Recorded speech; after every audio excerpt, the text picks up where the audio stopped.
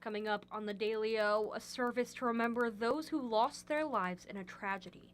And a routine wellness check turns deadly. All of this and more is coming up. The Daily O starts now.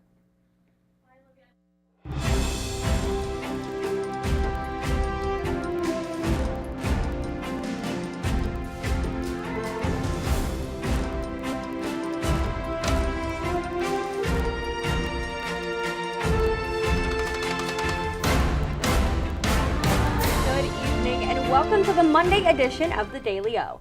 I'm Shay Faulkner. And I'm William Manziel. We're glad you're with us. Survivors, friends, and family gathered yesterday to mark 31 years since the tragic Oklahoma City bombing attack.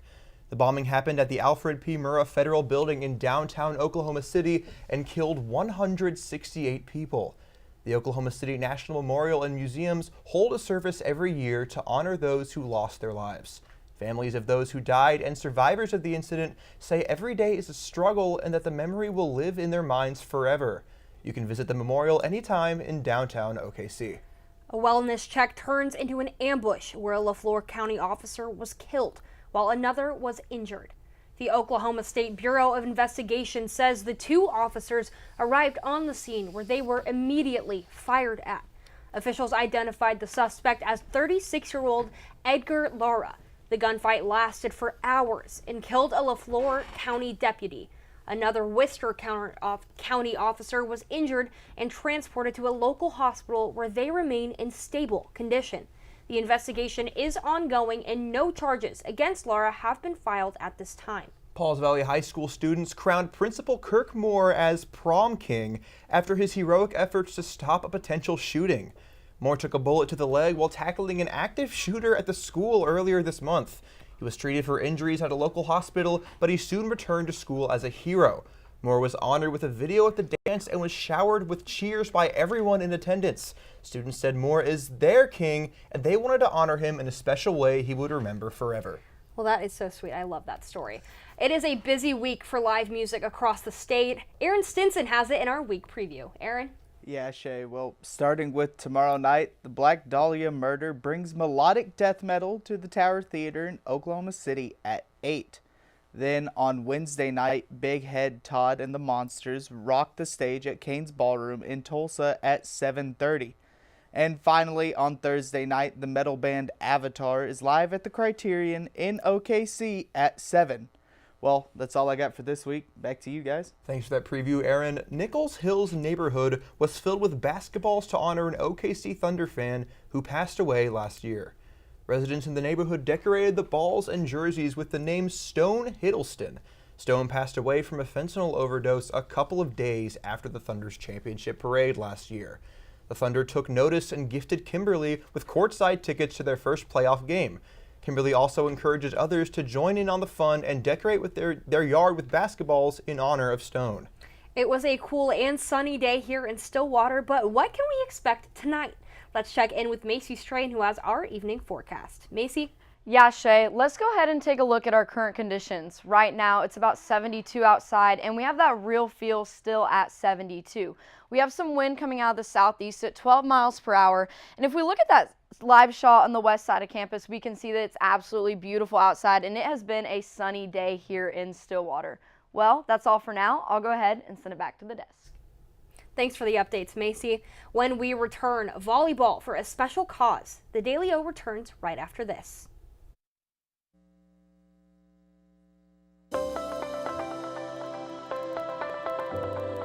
Hi, welcome to Sugar Llamas. Well, I'm the owner of Sugar Llamas here in Stillwater. My name is Chad O'Rourke.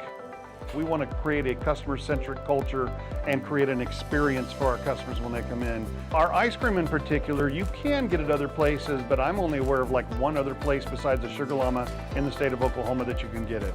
We actually ship it in from up north, but when it comes to our coffee, you cannot get Sugar Llama coffee anywhere else in the world. You might find a blend similar to it, but you're not going to get Sugar Llama coffee anywhere but a Sugar Llama. It is proprietary to us. We really actually want to get more involved within our community. It's not just about making money, but it's about serving our community and becoming a part of the community here.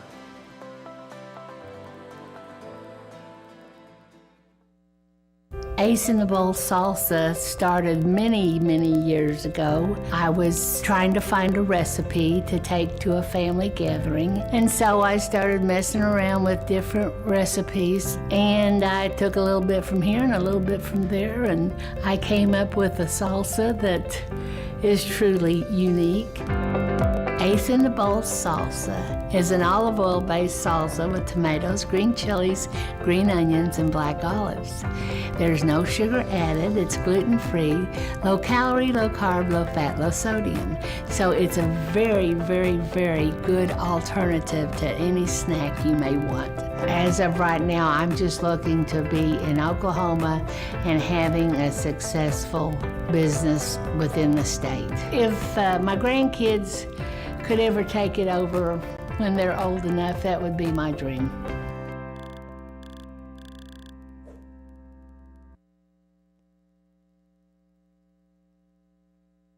Oklahoma State's College of Engineering, Architecture, and Technology's STEM Outreach Program holds a yearly fundraiser to raise money for their initiatives. And while it just may be volleyball to some, to others, it means more. The Daily O's Amelia Beatty has all of that and more. Aerospace engineering student Julie Castillo had the opportunity to play volleyball for a charity event hosted at Boombox Beach Club. So I used to play volleyball for a really long time, and now I don't super have an opportunity to. And so being back on the court, it makes me really happy. It's so fun. Engineering firm Friesen Nichols has now hosted the event for the second year in a row and had 7 engineering firms from across the state come together to play sand volleyball with a buy-in fee of $700. They put on a ton of different events, the Oklahoma Engineering Fair. They also host Math Counts, which is pretty big. So we are helping to raise money for that. The tournament selects an organization that encourages STEM participation in youth each year. Last year, the tournament raised over $10,000 for OSU's SEAT K-12 outreach program. This year, they are sending $7,000 to the Oklahoma Engineering Foundation. You know, different firms all out here raising money for a good cause, but also it's fun to have them visit with each other and get to know each other outside of work, outside of competition. The event hosted teams of at least 4, which invited employees and their friends and family to participate in pool play, which then progressed into bracket play. We're not playing for the prizes, we're playing for pride, maybe, bragging rights. Matches were played in sets of 3, and the first team to get to 15 points won the set. When they're serving or when they're up at the net swinging, I'm trying to read their shoulders or what they're doing with their hands to see where the ball is going. And then when I'm off the court and watching my team play, I just get really happy when they do good. The winning team was MKEC, who walked away with a trophy and a league pass to Boombox for 8 weeks.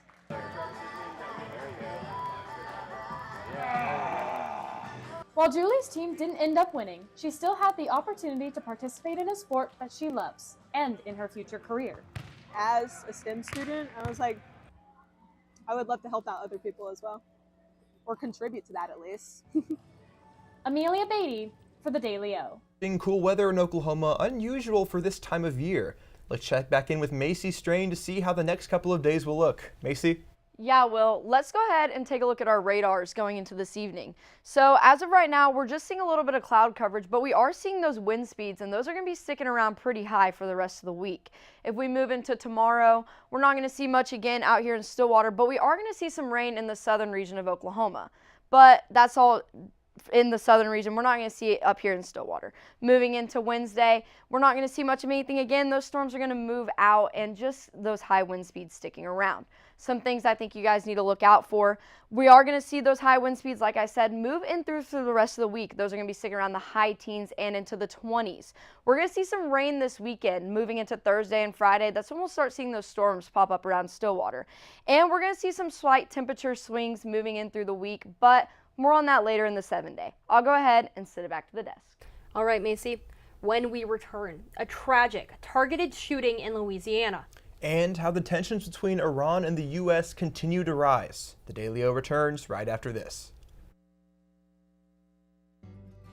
We would design something, it was set on the counter, and people was either, if enough of them said, this isn't it, it never made to the line. Dad was excited that they're all original. They were all designed on Mom's kitchen table, and it gets in your blood after a while. We're very happy that Pamela and Michael have taken over the business and kept the family going. We took the business over in 2017. When we found that it was available, we wanted to keep the legacy of family alive, but it was also incredible products that deserved to be a part of Made in Oklahoma's story. We were a part of Made in Oklahoma years ago, and so it kind of grew as Made in Oklahoma grew. Oklahoma is ingrained into everything that we did. We've been here most of our life. That's what we entailed our whole business on, was the Oklahoma homegrown feeling. Deep Fork Foods started in 2014. We started off with our nut products, and now we produce everything from jarred products to cookie mixes and pancake mixes and dried products for people, as well as our spice blends. Now we produce over 168 different products for ourselves and about 20 to 30 other companies in Oklahoma. I'm Cindy Stewart. I'm one of the owners of Deep Fork Foods. We've gone from just making our own stuff and doing just small things to being able to co-pack and work with other companies and individuals within Oklahoma and across the United States as well. I'm just really thankful for the journey that we've had so far and really look forward to the future where we're taking Deep Fork Foods and being able to provide more value for Oklahoma and its economy, as well as all the people within the state. I love the opportunities that being in a food business provides. I absolutely love sharing food and good stories with people, so this just gives us another connection. And I can't wait to see where this path takes us with it.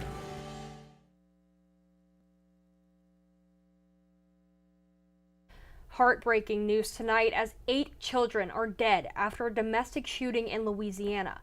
Police identified Shamar Elkins as the sole suspect and shooter, later killed by police gunfire after fleeing the scene. The children slain were 3 boys and 5 girls, ages 3 to 11. 7 of the 8 kids Elkins killed were his own, and the 8th was a cousin. Police say it appears that most of the children were killed in their sleep. There were 10 victims total, with one of the wounded being Elkins' wife, who was shot in the face but still alive, and another woman who was thought to have been his girlfriend. The investigation is ongoing and no motive is known at this time. 5 people are injured after a shooting near the University of Iowa's campus. The shooting happened early Sunday morning in a pedestrian mall in downtown Iowa City. At least 3 of those injured are University of Iowa students. Their names have not been released. The Iowa City Police Department says gunfire erupted after a large fight broke out around 1:46 a.m. Of the 5 injured, 1 is in critical condition. No arrests have been made yet, but an image of the, quote, people of interest has been released, and police are asking for help in identifying them. The investigation is ongoing. President Trump is set to read a Bible verse after 2 controversial religious events last week. Alexis Trindle has more on that in our Political Pulse. Alexis? That's right, Shay. President Donald Trump is set to read a Bible verse from the Oval Office on April 21st at 6 p.m. Eastern Time. A press release by organizers are calling this event America Reads the Bible. This event has come after Trump was recently involved in 2 religious matters last week. One being a feud over Iran with Pope Leo and a deleted AI image that many thought depicted Trump as Jesus. Even with backlash, Trump's administration is continuing to integrate religion, especially Christianity, into official business. That's all I have today. Back to you guys at the desk. Thank you, Alexis. United States forces have seized an Iranian-flagged cargo ship that allegedly tried to breach a U.S. naval blockade. President Trump says the ship was intercepted by a U.S. naval ship after the cargo vessel ignored warnings to stop. He says the ship was disabled and boarded and is now in the custody of the United States Marines. In response, Iran is accusing the U.S. of violating the temporary ceasefire and maritime policy. That ceasefire is set to expire Wednesday. Now, Iran says it has no plans to attend another round of peace talks as the U.S. has proved that it is, quote, not serious about diplomacy. An Iranian national has been arrested at Los Angeles International Airport on suspicion of trafficking arms. Shamim Mafi is expected to make an appearance in a district court today after being arrested on suspicion of trafficking arms on behalf of the Iranian government. She's accused of violating U.S. Penal Code 1705, alleging that she orchestrated, quote, the sale of drones, bombs, bomb fuses, and millions of rounds of ammunition manufactured by Iran and sold to Sudan. Mafi is an Iranian national who became a lawful U.S. citizen in 2016. If convicted, she faces a maximum sentence of 20 years in federal prison. Cowgirl basketball with a major addition from the portal. Alyssa Brandon is in the Sports Corner when we return.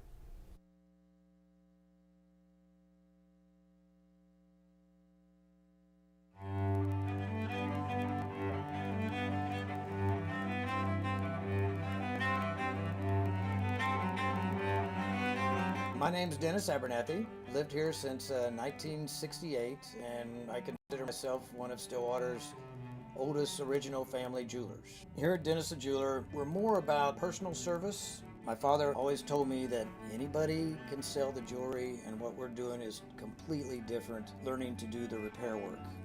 That is one thing that will keep your business alive, because anybody can sell it, but not anybody can fix it. To me, jewelry is very, very personal. Every piece of jewelry has its own story, and I get to hear hundreds of stories from my clients, which I love to hear. There's always a story with it. I mean, you buy a piece of jewelry for a show of appreciation, a sign of love. There are a lot of different aspects for jewelry when you purchase it. My wife lived east of here, about 35, 40 miles, something like that, over at Lamont.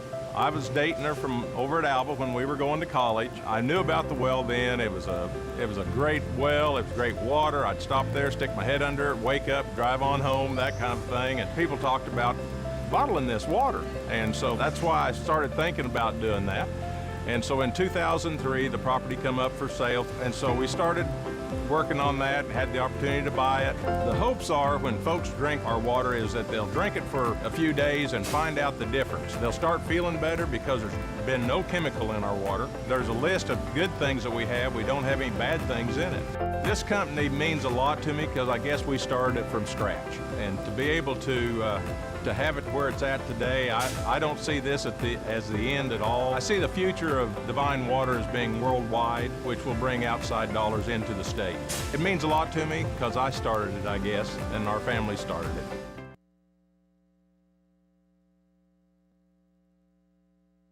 Welcome back to the Daily O and welcome into the Sports Corner. I'm Alyssa Brandon. Now let's see what's going on in sports. Possibly the biggest Cowgirl basketball news in quite some time, J.C. Hoyt lands the #1 transfer in the country. Audie Crooks is saddling up in Stillwater. The 6'3" center announced late last night she'll be spending her senior season with Oklahoma State. Crooks is one of the most dominant scorers in the nation this past year, ranking second in Division I at 25.8 points per game while shooting 64.9% from the field. After losing 9 players to the transfer portal, this is a major response from J.C. Hoyt, adding 2 of the most coveted names available. Crooks joins Florida's Liv McGill as Cowgirl basketball reloads for the upcoming season. And then in breaking news, Steve Lutz with a huge commitment as well. Anthony Filosi, a 4-star shooting guard, will be committing to Oklahoma State. He was formerly committed to Pitt. We'll give you more information on that on the Daily O tomorrow, so make sure you stay tuned for that. Well, it was a jam-packed weekend, but fans finally got their first look at the 2026 version of Cowboy football. And we got some highlights for you. Eric Morris welcomed the fans for an offense versus defense style spring game in Boone Pickens Stadium. And overall, an impressive performance from the Orange and Black, although the first play was an interception thrown by Drew Mestemaker. Truly no need to be scared though. Mestemaker cleaned things up nicely, completing an unofficial 13 for 20 passes, 272 yards with 3 touchdowns. Then that Justin Bowick touchdown right there, huge play from him. And Bowick wasn't the only receiver showing out. Chris Barnes walks himself into the end zone for a 98-yard touchdown. Then Wyatt Young got in on the action as well with a nice deep ball from Mestemaker for another touchdown. Although it wasn't the full show, fans got a great taste of what this highly anticipated football team will look like in the fall. Cowgirl softball had an upset win this weekend, taking the series over Arizona. Shay is on the desk today, but she was on the diamond this weekend to get a closer look at the series win. The Cowgirls had a bright and early start Sunday morning to finish off their 3-game series against number 16 Arizona. The Bearcat offense took off running after the first pitch, with Arizona scoring 4 of their 5 runs in the first inning.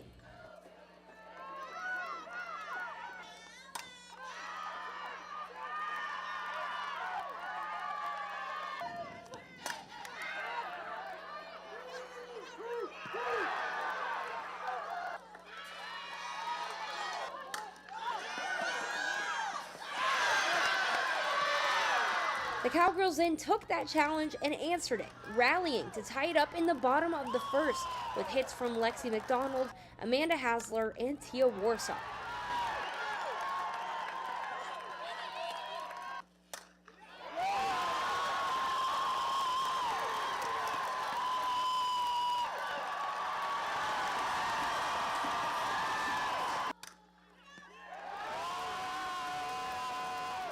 The bats were quiet up until the 4th, where Claire Tim hit a sac fly to score Warsaw, who got on base earlier that inning with her 100th career hit.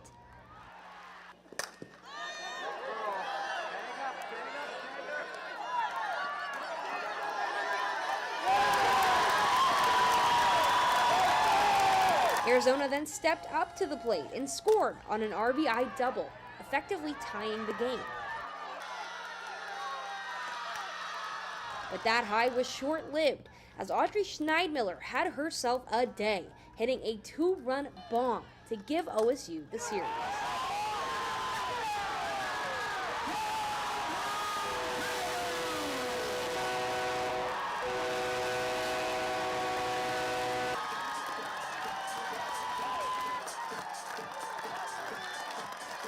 It has been a tumultuous series here in Stillwater, but the Cowgirls have taken it, winning this game 7-5 and taking the series 2-1. This makes 3 top 20 wins in just 5 days, and the Cowgirls are now sitting at a 28-11 overall record. They look forward now to their next game on the road Wednesday in Austin, taking on the number 5 seed Texas. For the Daily O, I'm Shay Faulkner. Well, while the Cowgirls were able to pull an upset this weekend, the Cowboys did not have the same luck. Cowboy baseball dropped the series against 18th-ranked Kansas.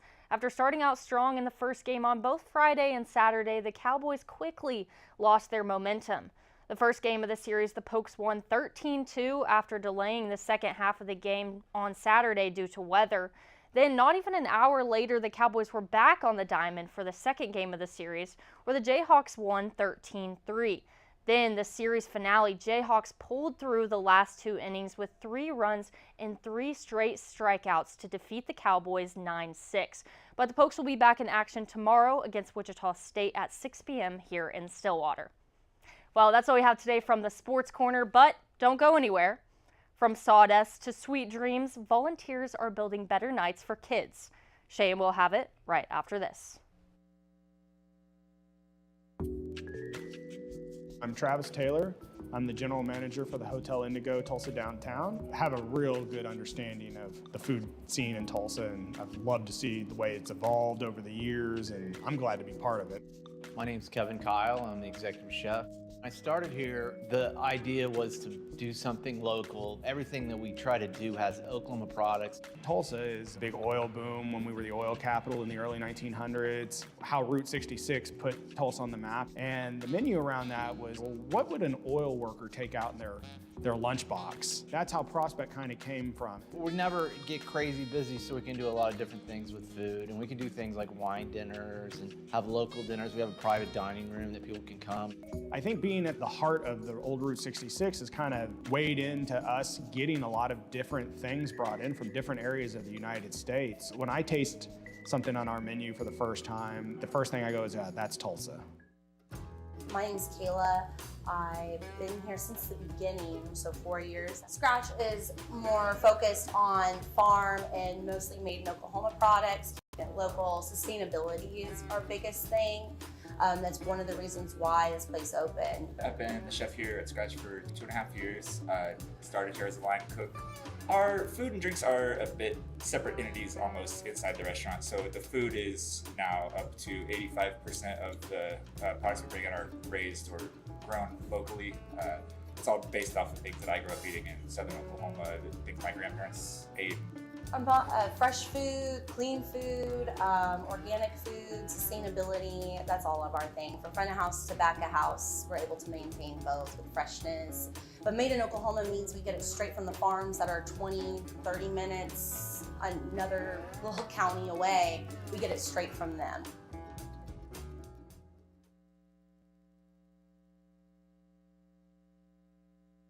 A well-known singer is being charged with murder. Abby Walston has that and more in our A-List update. Abby? Yeah, well, David Burke, who is known for his music under the name David, has been charged with a murder in the death of a 14-year-old Celeste Rivas Hernandez. Rivas Hernandez's body was found last September in the trunk of Burke's Tesla after the car had been towed and taken to an impound lot. The charges against Burke include special circumstances such as lying in wait, committing a crime for financial gain, and murdering the witness in an investigation. Along with the murder charges, there are also charges regarding sexual abuse of a minor, since Burke was engaging in a relationship with Rivas Hernandez when she was only 13. Jesus Rivas, Celeste's father, thanked God after Burke was arrested. Thankful his daughter has justice. That's all I have for your A-List update. Back to you at the desk. A large group of volunteers built 10,000 beds in 24 hours for children who don't have one. Inside the Charlotte Convention Center in North Carolina, Lowe's store employees, along with multiple volunteers, rolled up their sleeves to complete a big goal. 6,500 people built 10,000 beds in the span of just 24 hours. Also, children can have a place to rest their heads. These beds were made by Lowe's employees, and materials had been donated to Sleep in Heavenly Peace, a charity dedicated to giving children beds. By the end of this workshop, thousands of finished beds were ready to head to families across 35 states. These volunteers won't be the only people sleeping easy tonight. Well, don't adjust your eyes when you see double today, because it's National Look-alike Day. Today celebrates those who share a striking resemblance to another person. Today also encourages people to dress, act, or find someone they look like, such as a friend or a celebrity. Started by television reporter Jack Etzel in the 1980s, National Look-alike Day serves as a fun time to dress or act like someone who's not entirely you. Many people celebrate by finding their celebrity twins, dressing like your friends or family, or hosting a Who Do You Look Like party. However you celebrate, don't forget to share with us by posting under hashtag National Look-alike Day. Well, before we go, let's go back to the Weather Center where Macy Strain has our 7-day forecast. Macy? Yeah, Shay. Today we saw that high at about 75 and that low in the low 30s. And tomorrow that temperature is going to dip down into the 60s for that high. But moving into Wednesday, then it's going to go back up in that 70s for that high and that low in the 60s. And then Thursday, we're going to see that temperature swing back up into the 80s and then that low at about 59. Moving into Friday, Saturday, and Sunday, that's when we're going to have that rainy weekend here in Stillwater. But those highs are going to be pretty consistent there in the mid to high 70s. But that's all I got for the 7-day, so let's bring it over to the desk. Well, thanks for that forecast, Macy. Now, guys, it's National Look-alike Day. Do we have any lookalikes, celebrity lookalikes here at the table? Alyssa?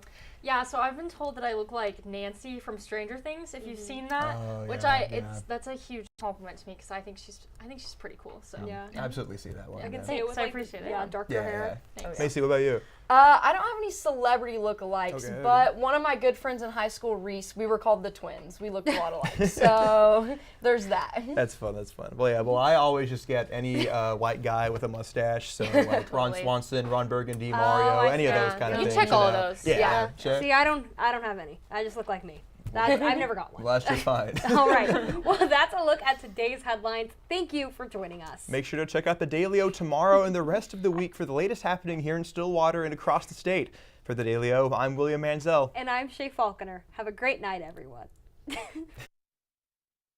My wife lived east of here, about 35, 40 miles, something like that, over at Lamont. I was dating her from over at Alva when we were going to college. I knew about the well then. It was a great well. It was great water. I'd stop there, stick my head under it, wake up, drive on home, that kind of thing. And people talked about bottling this water. And so that's why I started thinking about doing that. And so in 2003, the property come up for sale. And so we started working on that, had the opportunity to buy it. The hopes are when folks drink our water is that they'll drink it for a few days and find out the difference. They'll start feeling better because there's been no chemical in our water. There's a list of good things that we have. We don't have any bad things in it. This company means a lot to me because I guess we started it from scratch. And to be able to have it where it's at today, I don't see this as